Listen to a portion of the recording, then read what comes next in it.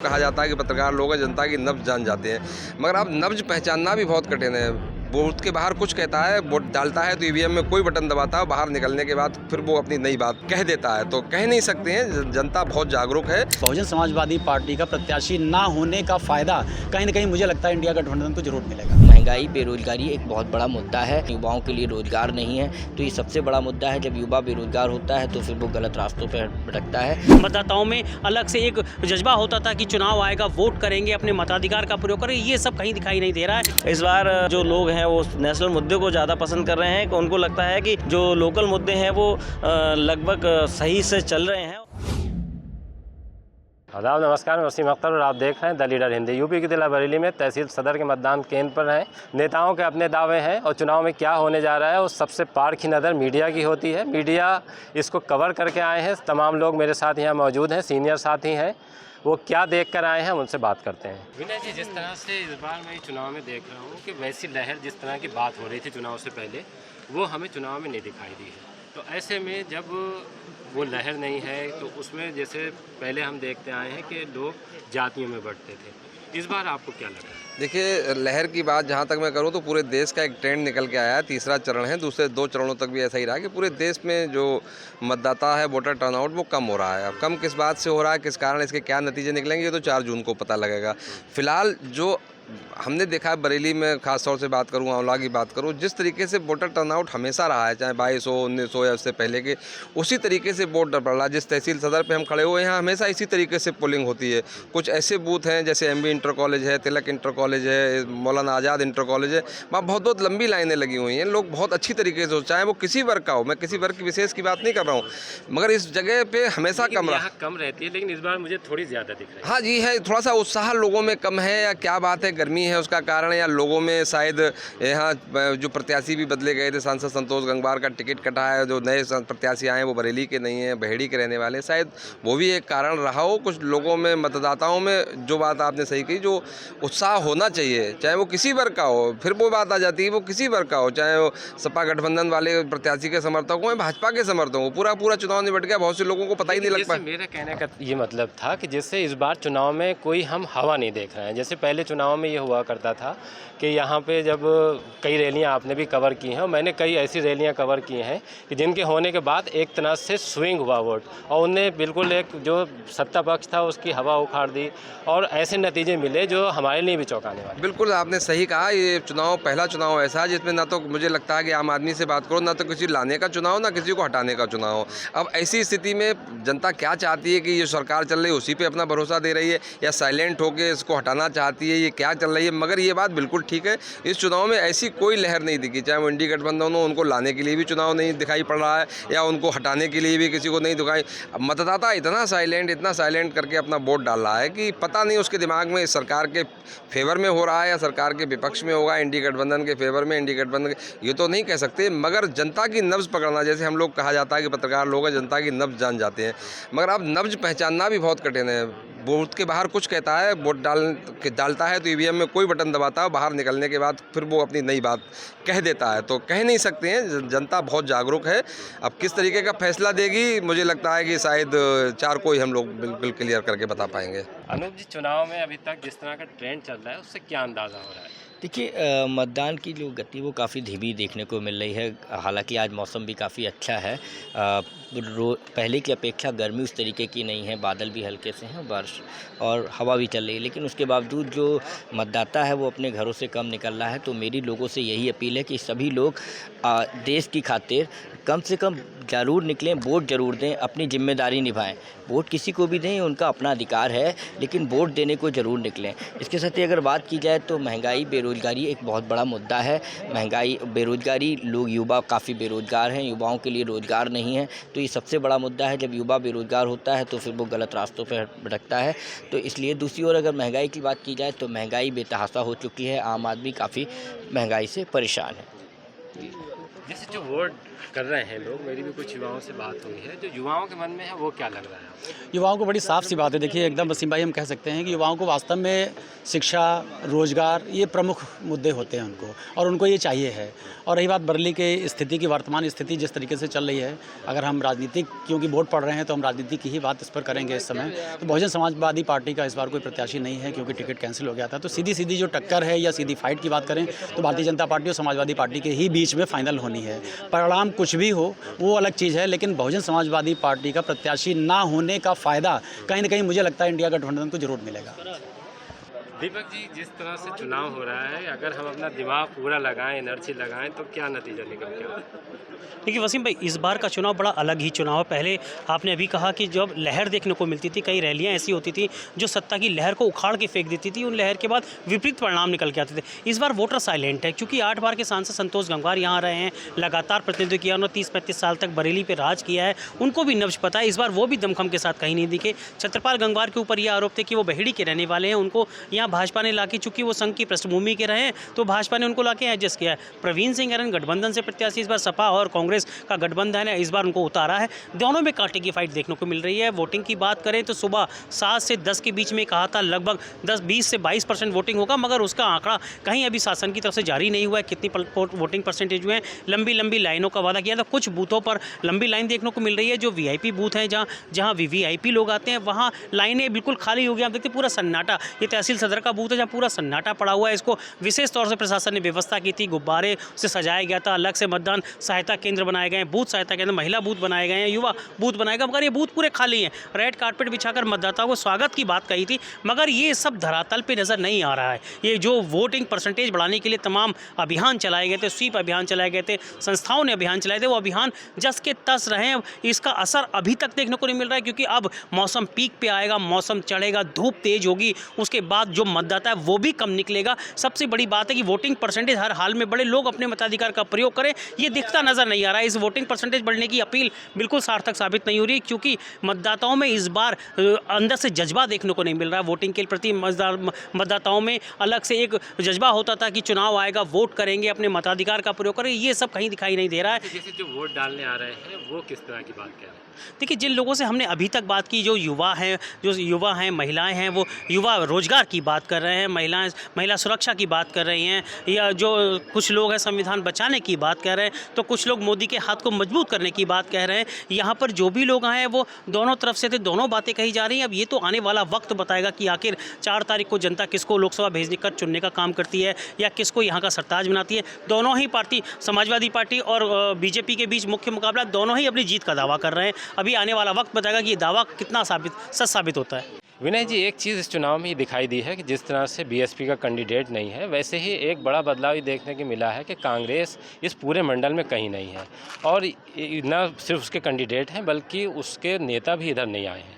तो ये आपको क्या लगता है कि कांग्रेस की रणनीति का हिस्सा रहा या फिर कोई मजबूरी थी? देखिए, मुझे तो जहाँ तक लगता है ना कांग्रेस की रणनीति है ना कांग्रेस की मजबूती है। कांग्रेस बहुत अच्छी तरीके से जानती थी 19 के चुनाव और 24 के चुनाव से पहले, और सपा भी जानती थी, इसीलिए शायद गठबंधन भी हुआ है। 17 सीटें लेके वो अपने वो हैं। उनको पता है कि उत्तर प्रदेश में उनकी बहुत सी सीटें, क्या मतलब 90% सीटों में उनका बहुत कोई जनाधार नहीं है। अगर वो किसी से गठबंधन ना करते तो उनको शायद कहीं कुछ भी वो नहीं होता। मंडल की आपने बात की, बिल्कुल कांग्रेस कहीं नहीं है, और कांग्रेस का कोई फिलहाल, हम भी जानते हैं, वसीम साहब आप भी जानते हैं कि कांग्रेस का कोई एक भी वोट इस समय जनाधार के नाम पे नहीं है। कांग्रेस के प्रत्याशी अगर सिंगल लड़ता तो शायद उसको कितने वोट मिलते हम और आप सब जानते हैं।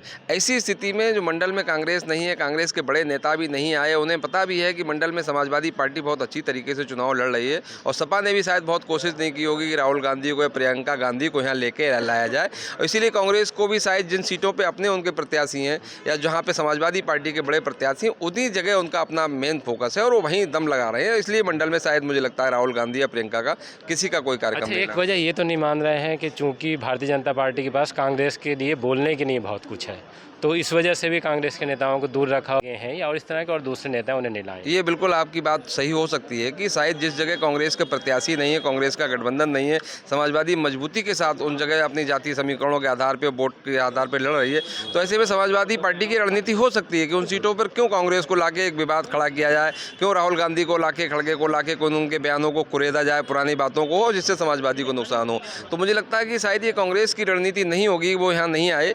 ये समाजवादी पार्टी की रणनीति हो सकती है कि वो लोग यहाँ नहीं आए, उनको ना लाया जाए, उनको इन सब मंडल के उससे दूर रखा जाए, जिससे भारतीय समाजवादी पार्टी का जो वोट है वो अपना एक तरफा जाए और भारतीय जनता पार्टी के खिलाफ वोट कर दे। अभी तक अगर हम चुनाव को देखें तो बातचीत भी हुई है लोगों से और माहौल भी देखा है, तो आपको क्या लगता है कि ये किस तरह का एक सीन बनता है? देखिए, जिस प्रकार इस बार जो वोटर है उसका मन पढ़ना बड़ा मुश्किल हो रहा है, क्योंकि वजह यह है पूरी तरीके से जो वोटर है साइलेंट है और वो चुपचाप जाके अपना काम कर रहा है। हालांकि कुछ वोटर हैं जो खुलकर बात करने के लिए तैयार हैं, खुल के बात भी कर रहे हैं, चाहे बरेली कॉलेज का क्षेत्र हो या वहाँ वोटिंग हो रही है, बरेली इंटर कॉलेज हो, कालीबाड़ी हो, पुराना शहर हो, वहाँ एक तरफा वोटिंग चल रही है, वहाँ लोग अपने प्रत्याशी को पसंद कर रहे हैं, दबा के वोट चल रहा है। वहीं कुछ जो बूथ हैं वहाँ पर सन्नाटा सा पसरा हुआ है, वोटिंग का परसेंटेज डाउन होता हुआ दिख रहा है। जिस प्रकार जिला प्रशासन ने बात करी थी कि इस बार अच्छा परसेंटेज जाएगा, लेकिन अभी तक जो आंकड़े नज़र आ रहे हैं उससे लग रहा है कहीं ना कहीं वोट परसेंटेज जो है किस प्रकार जाएगा ये तो शाम को ही पता चलेगा। लेकिन अभी सुबह 10 बजे तक जो है आंकड़े जो है वोट परसेंटेज के कम है, लेकिन कहीं ना कहीं जो है इस बार नेशनल मुद्दे जो लोग हैं वो नेशनल मुद्दे को ज़्यादा पसंद कर रहे हैं। कि उनको लगता है कि जो लोकल मुद्दे हैं वो लगभग सही से चल रहे हैं, और अब नेशनल मुद्दों की बात करें तो नेशनल मुद्दों को देखते हुए जनता जो है वोट कर रही है, और कहीं ना कहीं इस बार बदलाव और देखने को मिलेगा। गढ़ है ये भारतीय जनता पार्टी का, 5 सीट है मंडल की, 5 उन्होंने पिछली बार जीत ली थी, और फिर इसका असर ये हुआ कि जितने और चुनाव हुए उसमें भी भारतीय जनता पार्टी जीतती चली गई।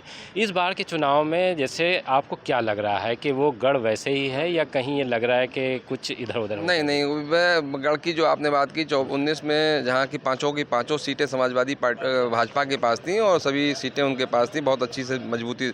इस बार के मुझे चुनाव में जहाँ तक लगता है कि मैं बात कर लूँ बदायूं की, मैं बात करूँ आंवला की, बात करूं पीलीभीत की, ये कुछ सीटें हैं जहां समाजवादी पार्टी ने बहुत मजबूती के साथ टक्कर दी है, और उनकी टक्कर का एक ही कारण है कि वो जातीय समीकरणों के हिसाब से टिकट भी उनके बट गए, अच्छे लोगों को टिकट मिल गए हैं, और वो जातीय समीकरण भारतीय जनता पार्टी पे भारी पड़ रहा है। और बहुत मजबूती के साथ मुझे लगता है कि मंडल की मैंने 3 सीटों का नाम लिया, आंवला है, बदायूं और पीलीभीत, इन सीटों पर बहुत करारी टक्कर समाजवादी पार्टी की भाजपा से हो रही है। नतीजा क्या होगा मैं नहीं कह सकता, मगर शायद जो 19 का जो नतीजा था उससे कुछ ना कुछ बदलाव जरूर इस बार दिखाई पड़ेगा। एक बात और देखी है कि जिस तरह से अगर हम आंवला की बात करें, बदायूं की बात करें, पीलीभीत का चुनाव चूँकि हो चुका है, तो उसमें एक चेंज दिख रहा है। जैसे अगर आप आंवला जाएं तो वहाँ पे जातियों के बीच उस तरह का बंटवारा जैसे पहले होता आया था, जब मोदी लहर नहीं थी तो उससे पहले तक आपने भी देखा है, मैंने भी देखा है कि जातियों के वोट अपने अपने हिसाब से बढ़ते थे। लेकिन जब मोदी लहर शुरू हुई और एक तरह से लोगों ने फिर जातियों से ऊपर उठकर वोट देना शुरू कर दिया। लेकिन इस बार आंवला में ट्रेंड अलग है जातियों का, अगर हम बरेली आ जाएँ तो अलग दिख रहा है, इसकी क्या वजह? बिल्कुल सही कहा आपने कि जो 2014 और 2019 में जो जाति से टूट के जो चीज़ वोट पड़े थे मोदी के लिए, वो शायद इस बार नहीं दिख रहा है। जैसे अब मैं पीलीभीत की बात करूं, भगवत शरण गंगवार का टिकट होने से वहां का जो कुर्मी मतदाता है, गंगवार मतदाता, उसमें एक अलग तरीके का करंट पैदा हुआ, और वो एक मजबूती के साथ मुझे लगता है कि भगवत शरण गंगवार के साथ खड़ा हुआ है। उनको लगता है कि शायद अपनी जाति के कैंडिडेट को मजबूत करेंगे तभी पार्टियाँ भी हमको पूछेंगी, और तभी पार्टियों में हमारे नेताओं की भी कदर होगी। इसी तरीके से आंवला में भी नीरज मौर्य हैं, जो मौर्य शाह के कुशवाहा जाति से ताल्लुक़ रखते हैं, और आंवला में बहुत अच्छी तादाद में मौर्य वोट है। और समाजवादी पार्टी ने अगर उनको कैंडिडेट बना दिया तो यादव और मुस्लिम उनका कोर वोट है, और उसमें अगर मौर्य वोट प्लस होता है, नीरज मौर्य के साथ जाता है, और कुछ नाराज़गी ठाकुरों की और कुछ ब्राह्मणों की भी नाराज़गी, अगर वो सब चीज़ें परिलक्षित होकर और वोट अगर नीरज मौर्य के पक्ष में पड़ता है तो आंवला का भी नतीजा इस बार मुझे लगता है कि चौंकाने वाला हो सकता है कि 2 बार के सांसद धर्मेंद्र कश्यप को कड़ी टक्कर नीरज मौर्य दे रहे हैं। इसी तरीके से बदायूं की अगर हम बात करें, दुर्विजय सिंह साके को जाति समीकरण के हिसाब से बहुत अच्छी तरीके से टिकट दिया गया, क्योंकि संघमित्रा मौर्य व मौर्य जाति की थी, उनका टिकट काट के दिया गया। मगर दूसरी तरफ एक ऐसे व्यक्ति को समाजवादी पार्टी ने उतार दिया गया, शिवपाल सिंह यादव के बेटे को, क्योंकि शिवपाल सिंह यादव खुद ही पूरे रणनीतिकार माने जाते हैं समाजवादी पार्टी के, और वो अपने बेटे को पहला चुनाव है तो बहुत मजबूती के साथ, बहुत रणनीति के साथ, जितने भी उनके जो समाजवादी पार्टी के, चाहे वो आबिद रजा हों, चाहे वो सलीम शेरवानी हों, बसपा के हाजी विट्टन हो, सबको उन्होंने एक बास्केट में ले लिया है और एक मजबूती के साथ बदायूं में भी समाजवादी चुनाव लड़ रही है। नतीजा क्या होगा अभी नहीं कह सकते, मगर टक्कर समाजवादी पार्टी बदायूं में भी पूरी तरीके से। अच्छा, 2019 से बाद जब हम 2024 में आते हैं तो समाजवादी पार्टी की रणनीति मुझे भी थोड़ी अलग दिखाई दी है। जो उनसे 2019 में गलतियां हुई थी, 2024 में मुझे दिखाई दिया कि जैसे समाजवादी पार्टी के जितने नेता थे नाराज़ रहते थे, एक दूसरे के साथ नहीं आते थे, वो साथ दिखाई दी हैं। तो रणनीति का फ़र्क है या ये फ़र्क आपको ये लग रहा है कि जो पुराने लोग थे समाजवादी पार्टी से वो जुड़ गए? देखिए, रणनीति का भी फ़र्क है और कहीं ना कहीं उत्तर प्रदेश और बिहार ऐसे प्रदेश हैं जहाँ जातियों के उनको नकारा नहीं जा सकता। समाजवादी पार्टी इस बात को समझ गई कि मोदी की जो स्ट्रेटजी है समाज को एक करके जातियों को तोड़ के उन्होंने अपना सबको इकट्ठा किया। इस बार समाजवादी पार्टी ने उस रणनीति पे चल के अलग हटके कुछ अपना किया। जैसे आपको भी पता होगा, मुझे हम लोगों को भी पता है, उन्होंने अपना जो यादव और जो मुस्लिम उनके जो पिछले चुनाव में ज़्यादा उन्होंने जो कैंडिडेट उतारे थे उनको कम ना उतार के उन पर थोड़ा सा कटौती करके और जातियों को, जिसमें खासतौर से मौर्य शाह के कुशवाहा हैं, पटेल हैं या और पासी हैं, ऐसे लोगों को टिकट दे के मुझे लगता है कि इस चुनाव को, खासतौर से उत्तर प्रदेश के चुनाव को उन्होंने काफ़ी एक अजीब अच्छा बना दिया। बात लग रही है कि शिवपाल सिंह यादव को इधर आगे लाया। हाँ जी, शिवपाल सिंह यादव भी साथ में हैं। शिवपाल सिंह यादव बहुत मजबूती के साथ पार्टी के लिए लगे हुए हैं, बदायूं में तो अपने बेटे के लिए लगे हुए हैं और बाकी जातीय समीकरण के हिसाब से मुझे लगता है समाजवादी पार्टी ने इस बार अच्छे टिकट दिए हैं, जिसका फ़ायदा उनको 24 में ज़रूर मिलेगा। अभी आपने तमाम सीनियर पत्रकारों को सुना है। यहाँ पर जिस तरह से बात हुई है, मोटे तौर पर एक ट्रेंड सामने आ चुका है कि किस तरह से वोट पड़ रहे हैं और उसके पीछे की वजह क्या है, किसकी रणनीति अभी तक अगर चुनाव के प्रचार को लेकर अब मतदान तक हम देखें तो सही साबित हुई है और ये नतीजा किस तरह से सामने आएगा। अभी चूँकि आयोग की रोक है और एग्जिट पोल होना भी नहीं चाहिए, क्योंकि ये जनता का हक़ है। जनता ही को फैसला सुनाना चाहिए कि उसने किसके हक़ में जीत दी है और किसको 5 साल का इंतज़ार लिख दिया है। अब 4 जून को रिज़ल्ट आएगा, तभी ये साफ़ हो सकेगा। अगर पूरे मंडल की बात करें तो कौन जीतने जा रहा है।